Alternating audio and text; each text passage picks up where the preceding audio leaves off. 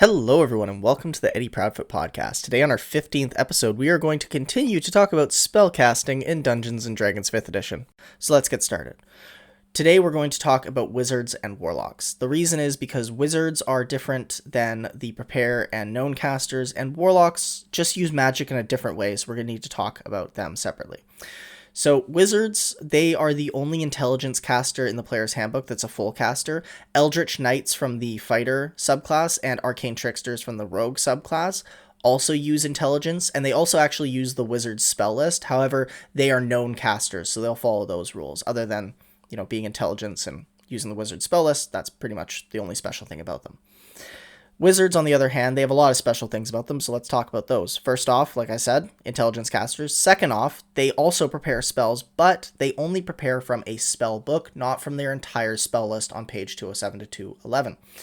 Now, you might be thinking, why would I want to be a wizard if I get a restricted access to spells I can prepare? Well, the reason is because, one, Wizards have the largest spell list in the game, so you have a lot of options of spells to put in your spellbook in the first place. And two, a wizard can ritual cast spells out of their spellbook that are not prepared that day, which gives them access to more spell variety throughout the day and can be a very powerful thing. Now, another cool thing about spellbooks is depending on the situation you find yourself in, you might be allowed to swap out your spellbook for a completely different one. Say if you're in a big city and there's a high-profile wizard that decides that he likes you and gives you an old spellbook and you have to exchange your old one. You don't get to carry around two, unfortunately. The other thing you can do with spellbooks is you can add spells to them using spell scrolls. So you'll be able to add spells to them as you level up throughout the game, but you can add more spells by finding spell scrolls and copying them into your spellbook. A spell scroll is a one-time use spell that you can only use if you are a caster that could normally cast that spell, i.e. it's in your spell list, and it's at a spell casting level that you're able to cast currently. The same rules apply when you want to copy them into the spellbook as a wizard. However, when you copy it in, now you can prepare it and use it as many times as you'd like. Okay, so that is Wizards in a nutshell. Now I want to move on to talking about Warlocks. So Warlocks are a known caster. They learn spells according to those rules. However, unlike other spellcasters, they don't have a variety of spell slots. They have a very select few number of spell slots, but they're always at the max level. So if we go to page 106 of the player's handbook, we'll see the Warlock class summary table, and it'll show us a couple columns. One of note will be spells known, which only ever goes up to 4 by the time you hit level 17, and the slot level. So slot level is saying all your spell slots are at this level. So by the time you hit level 9 as a warlock, all your spell slots are 5th level spell slots, but you only get 4 of them.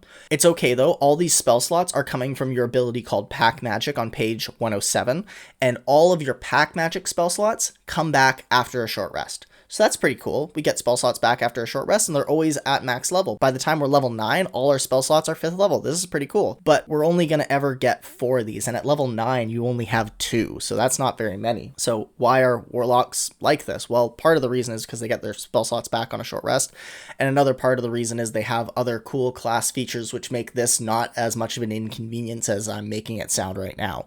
Mainly, they have this other column that you'll see that I'm not really going to talk about called Invocations Known, and those are some cool Warlock stuff that kind of feel like almost magic abilities that they have.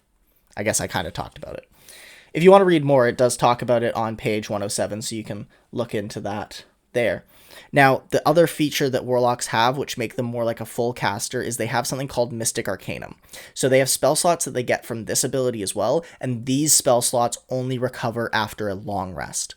So Mystic Arcanum will give Warlocks a 6th level spell slot at level 11, a 7th level spell slot at level 13, an 8th level spell slot at level 15, and a 9th level spell slot at level 17.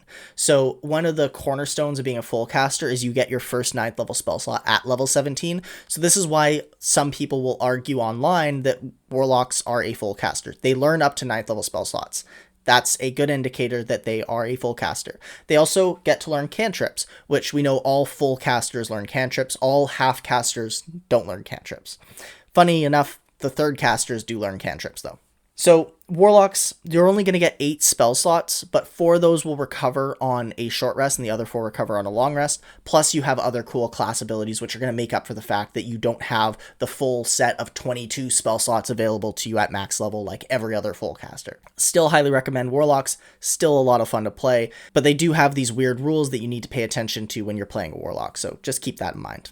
Thank you so much for listening to this episode of the Eddie Proudfoot podcast. If you enjoyed it, please follow us on Instagram, Spotify, or Twitter. And as always, may the gods have mercy on your soul.